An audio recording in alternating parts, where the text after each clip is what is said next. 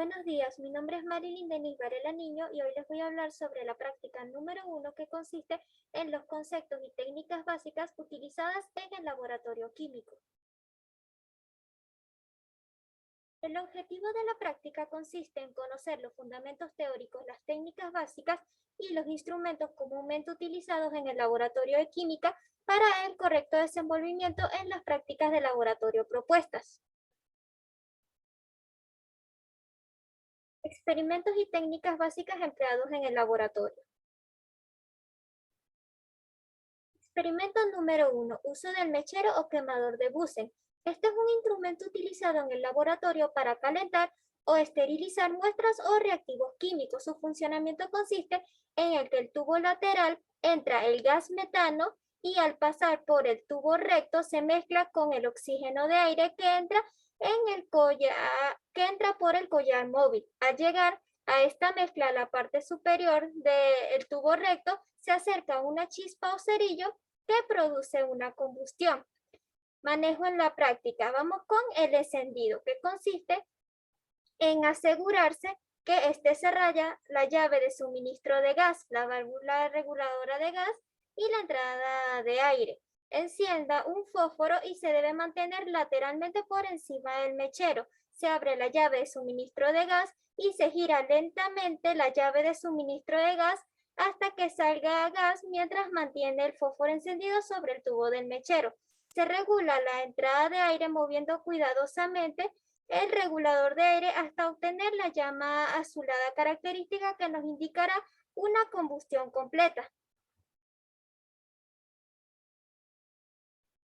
Luego procedemos al cierre de los extremos de un tubo capilar, acercándolo al borde de la llama, cercano al límite entre la zona reductora y la zona oxidante. Cuidado de no introducirlo en la misma para evitar que se doble el extremo del capilar.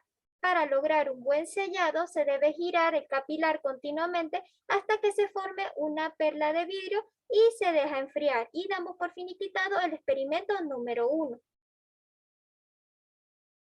Experimento número 2. Uso de la balanza. Este es un instrumento utilizado para pesar pequeñas cantidades de masa para hacer pruebas o análisis de determinados materiales. La balanza a utilizar será una balanza granataria de un platillo, que son un tipo de balanza de precisión fina. Está compuesta por 4 escalas que mide de 200 en 200 gramos, otra de 100 en 100 gramos, otra de 10 en 10 gramos y una última de gramo en gramo. Aparte, los gramos están divididos en 10 partes, por lo tanto, este tipo de balanza mide hasta décimas de gramos. Presenta un bracito denominado fiel, el cual siempre debe apuntar con el cero, como podemos observar en la imagen, que indica la calibración.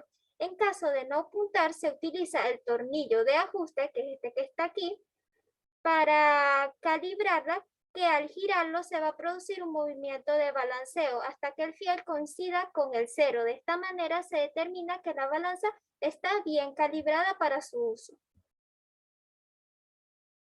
Manejo en la práctica. Comenzamos con la determinación de la apreciación, que consiste en escoger dos valores consecutivos sobre la escala correspondiente y se hace la diferencia entre el valor mayor menos el valor menor y se divide entre el número de partes y con eso obtenemos la apreciación de la balanza.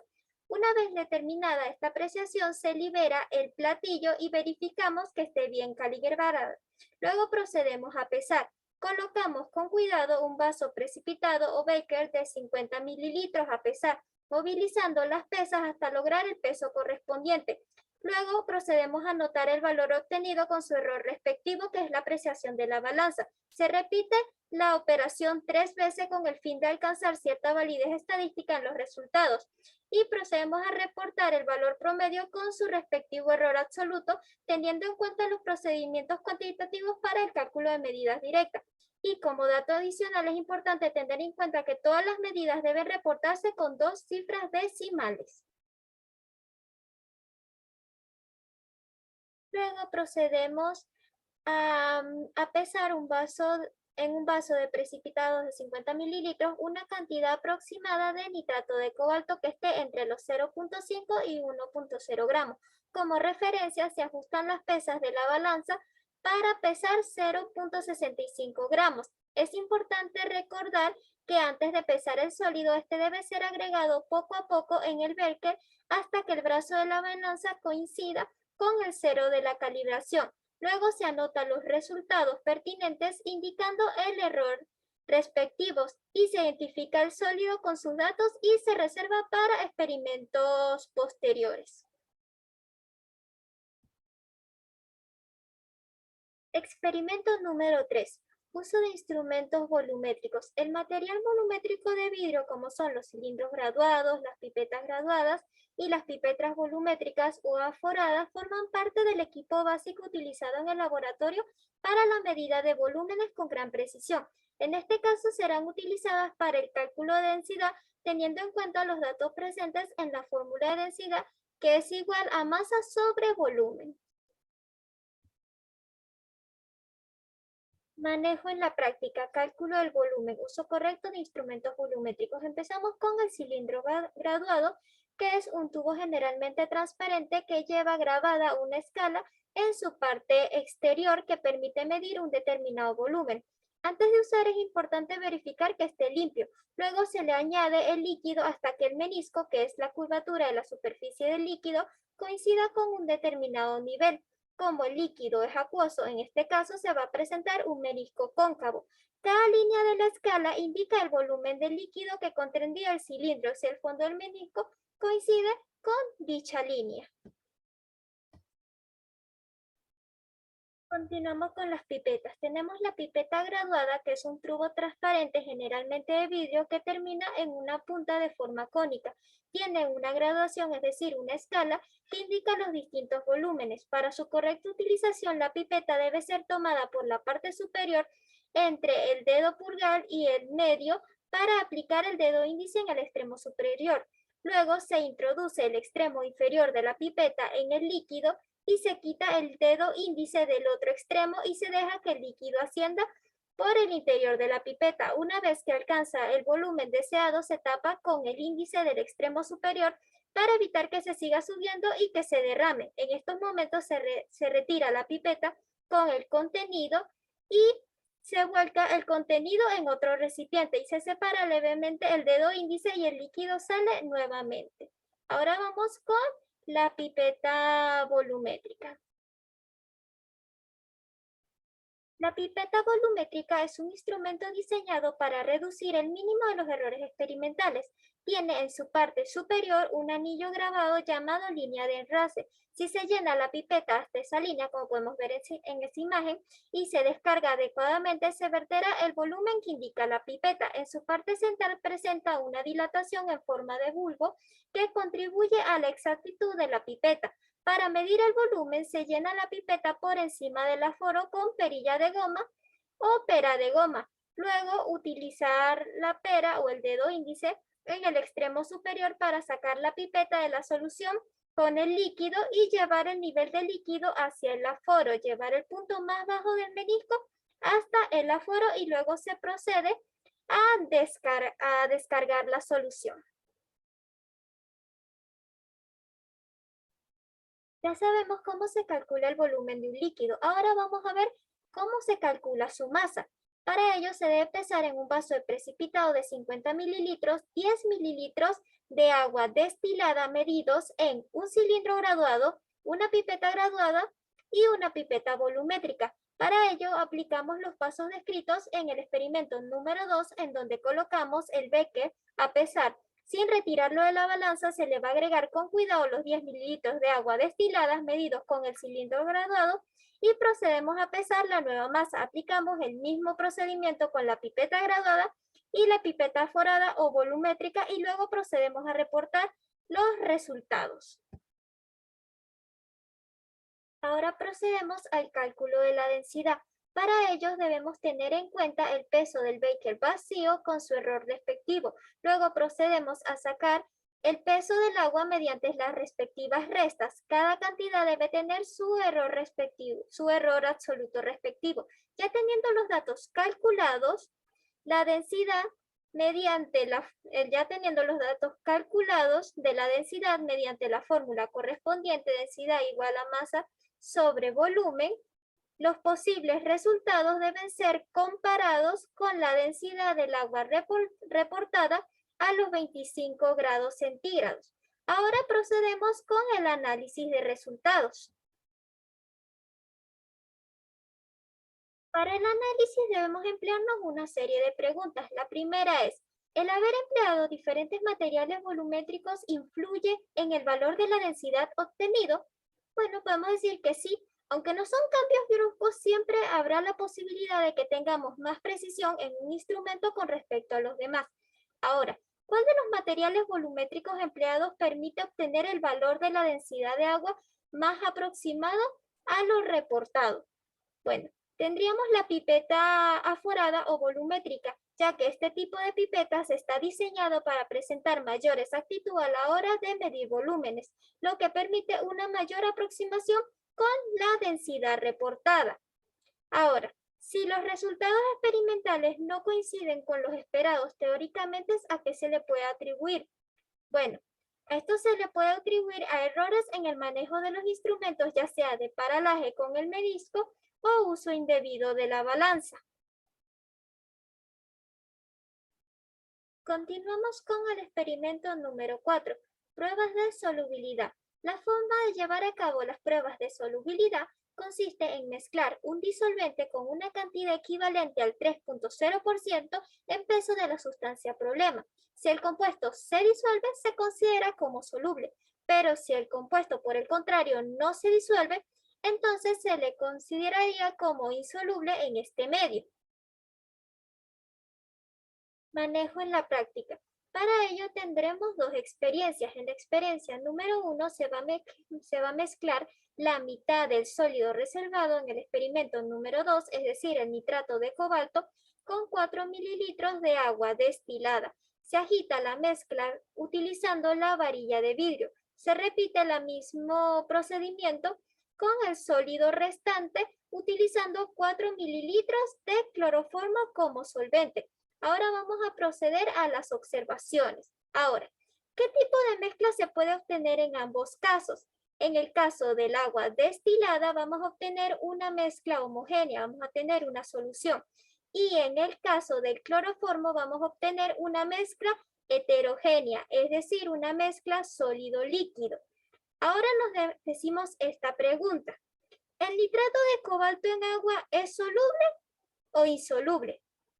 Es soluble, ya que ambas son sustancias polares por lo que no se disuelven.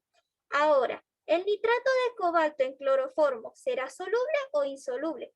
Es insoluble, ya que las polaridades son diferentes. El nitrato de cobalto es mucho más polar de lo que puede ser el cloroformo, por lo tanto no se disuelve.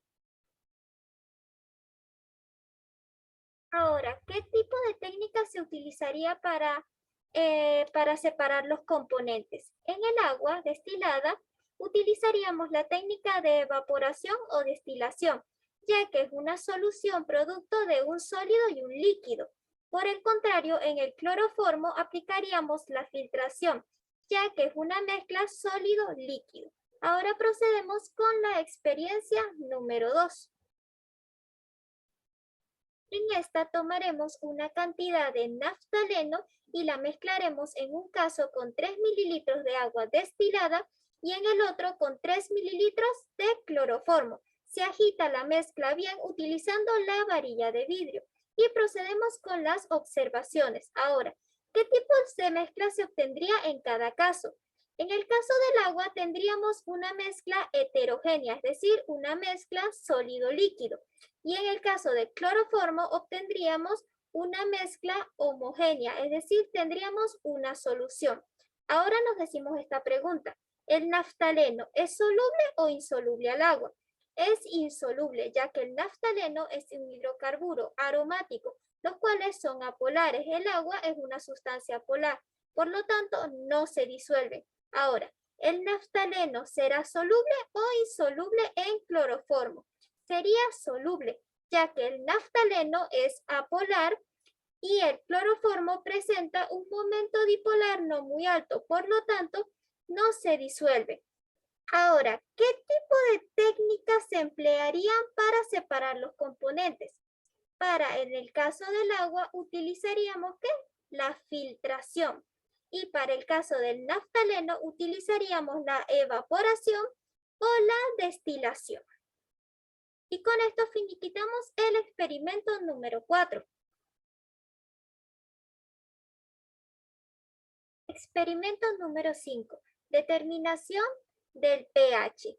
La escala del pH se utiliza para medir el grado de acidez y basicidad de una sustancia acuosa. Esto es la concentración de iones hidrógeno de dicha solución. Para su determinación generalmente se emplea el papel indicador, que se trata de un papel especializado impregnado con una mezcla de indicadores cualitativos para la determinación del pH. Ahora, como podemos observar aquí, tenemos la escala del pH, que presenta una serie de números y de colores, siendo el 7 el pH neutro, siendo el 7 correspondiente al pH neutro. Valores más bajos que 7 representan pHs ácidos y valores más altos que 7 presentan pHs básicos.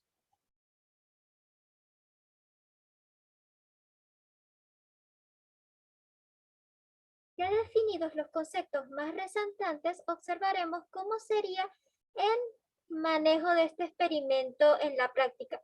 Para ello utilizaremos 3 tubos de ensayo. En el primero se le va a agregar 1 mililitro de agua destilada y se procederá a determinar el pH de la siguiente manera. En un vidrio de reloj, como pueden observar en la imagen, limpio y seco, colocamos un trozo de papel indicador de pH y con ayuda de un agitador de vidrio lo humedecemos con el agua destilada y procedemos a la observación. ¿Qué es lo primero que vamos a identificar? Que como esto es agua, como habíamos visto, es un pH neutro. Entonces, por lo tanto, el pH sería neutro y el color del papel no cambiaría. ¿Y esto es debido a qué? Ya que existen cantidades iguales de iones hidronio y iones hidróxilo. Ahora procedemos con el tubo de ensayo número 2. Para ello, se le agrega 1 mililitro de agua. Se le agrega 1 mililitro de agua destilada más una gota de ácido clorhídrico al 10%. Y se procede a determinar el pH de esta solución de la manera ya conocida, es decir, como lo determinamos en la primera solución. Y procedemos a la observación. ¿Qué es lo primero que vamos a notar aquí? Vamos a observar un pH ácido. ¿Y cómo sabemos eso? Porque el color del papel va a estar entre un rojo y un anaranjado. Entonces, ¿cómo sucede esto? Al añadirle el compuesto al agua, se va a formar un exceso de iones hidronio.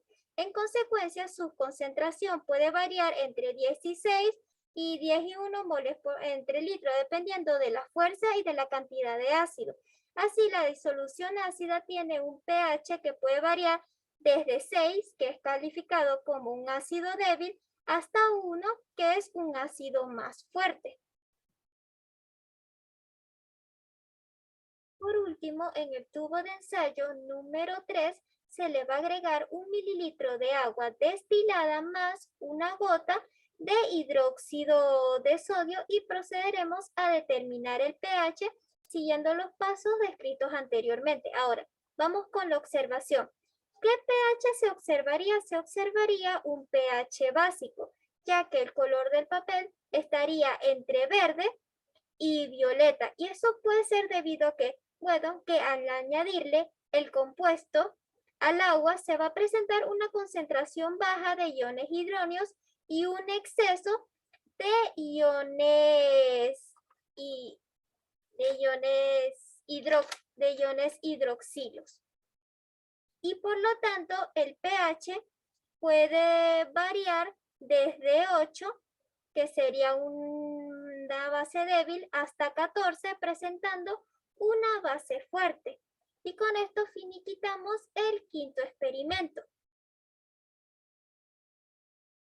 Daremos inicio al experimento número 6, Reacciones ácido-base, las cuales son descritas como reacciones químicas donde intervienen un ácido y una base. Al unirse el ácido con la base reaccionan, produciendo una neutralización. Por lo tanto, también son denominadas como reacciones de neutralización. Ahora vamos cómo sería el manejo en la práctica. En reacciones de neutralización, formación de la sal de un ácido.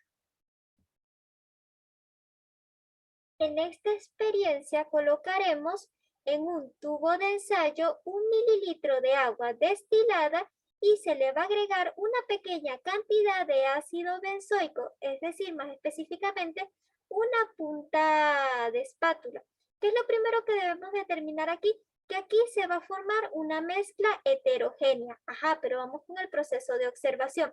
¿Qué podemos decir acerca de la solubilidad del ácido benzoico en el agua?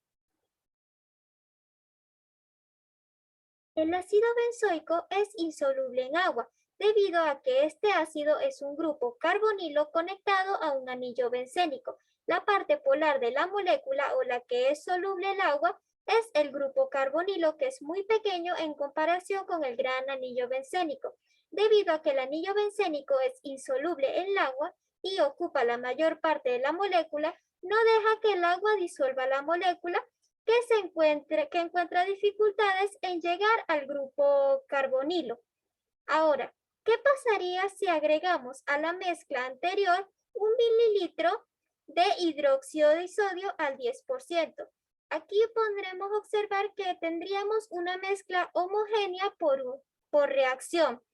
Pero ajá, ¿qué sucedería con el ácido benzoico?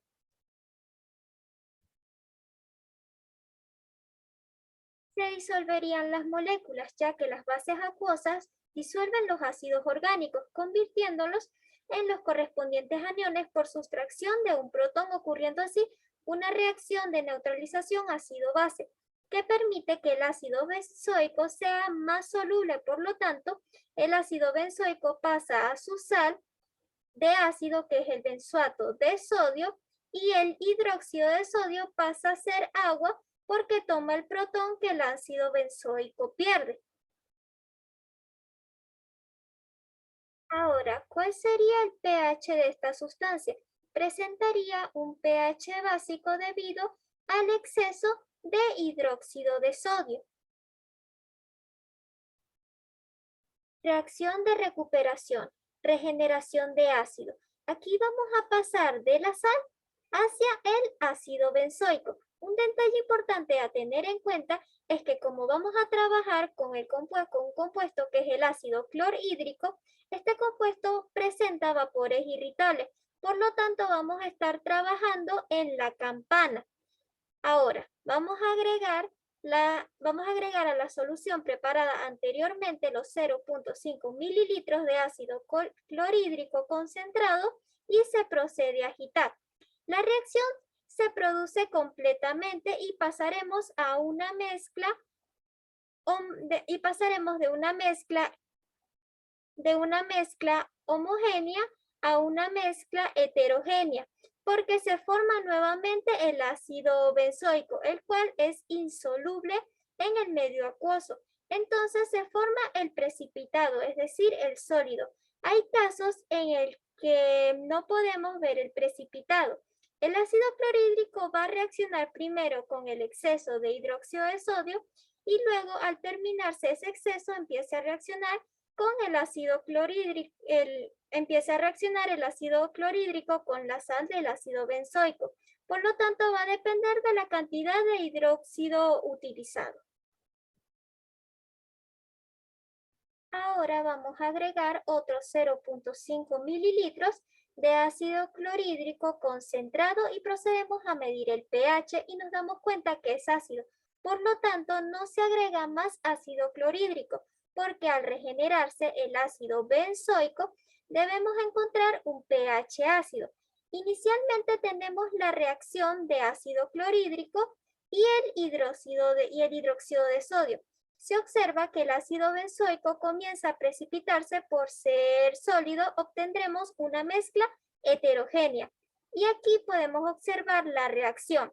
la sal del ácido carboxílico recuperando protones más el ácido clorhídrico se forma y procedemos con la formación de la sal correspondiente y el agua.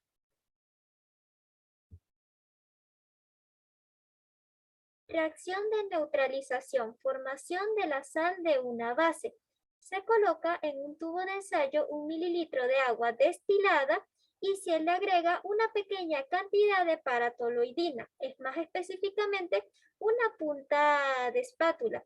Debido al grupo amino enlazado al anillo aromático, las paratoloidinas son débilmente básicas, son insolubles en agua, pero se vuelven solubles si la solución acuosa se acidifica por reacciones de ácido-base agregando 15 mililitros de ácido clorhídrico al 10%, pasamos de una mezcla heterogénea a una mezcla homogénea mediante la reacción de neutralización.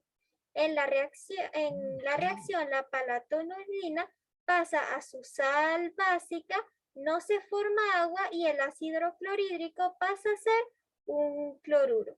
Reacciones de recuperación, regeneración de la base.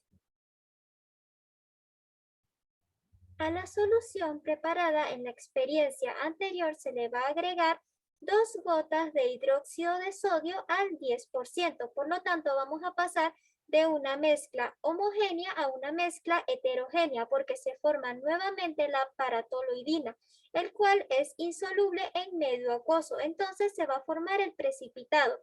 Se agrega a la mezcla anterior 4 a 5 gotas de hidróxido de sodio al 10% y se procede a agitar.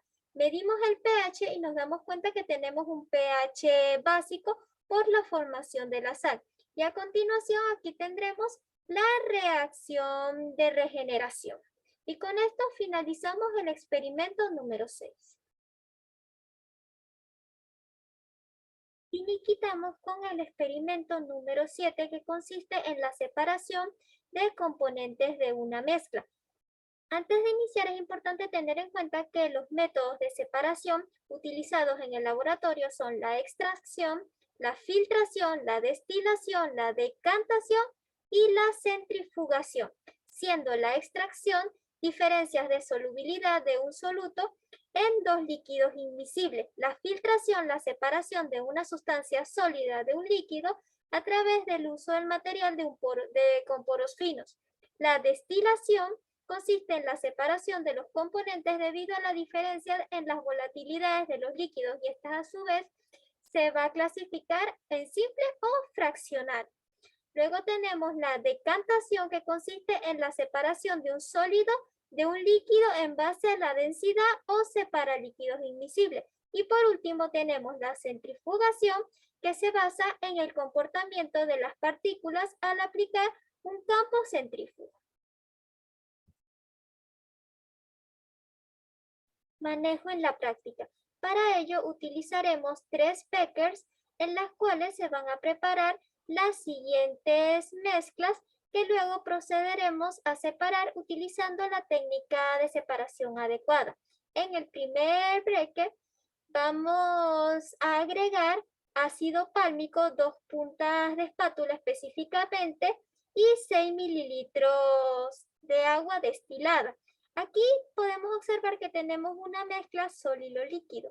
Por lo tanto, vamos a utilizar el método de separación de la filtración, ya que es un método de separación que se utiliza para separar en principio mezclas de sólido-líquido. Necesita de la ayuda de una barrera o filtro que permite el paso del líquido, pero que retenga en un tejido al sólido, el cual no puede atravesar los diminutos poros del filtro y así se separaría esta mezcla.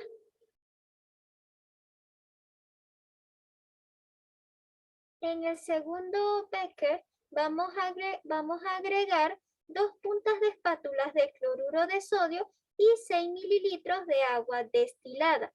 Y procedemos a observar. ¿Qué mezcla podemos observar aquí? Vamos a tener una solución. Ahora, ¿cómo podemos ¿Cómo podemos separar esto? Por medio de una destilación simple. La destilación simple es aquella en la que se hierve un líquido y los vapores producidos son dirigidos a un condensador, donde se pasará al estado líquido. En la destilación simple, el líquido hierve a una temperatura superior a la que se necesita en otros procesos de destilación fraccionada. La destilación simple puede aplicarse en mezclas con menos de 10% de impureza. Y por último, en el becker número 3, vamos a agregar 3.7 mililitros de cloroformo y 7 mililitros de agua destilada. ¿Qué mezcla podemos observar aquí? Una mezcla de líquido-líquido. ¿Y cómo la podemos separar? Por medio de la decantación, en la cual vamos a tener el embudo de decantación que va a regular la separación de dos líquidos de densidades diferentes no solubles entre sí. Y con esto finiquitamos el experimento número 7. Aquí tenemos las referencias bibliográficas en donde encontramos todas las páginas que se buscó para todas las páginas en las que se buscó para poder complementar la información. Finalizamos diciendo, puedes enseñar una lección un día, pero si puedes enseñar creando curiosidad, el aprendizaje será un proceso para toda la vida.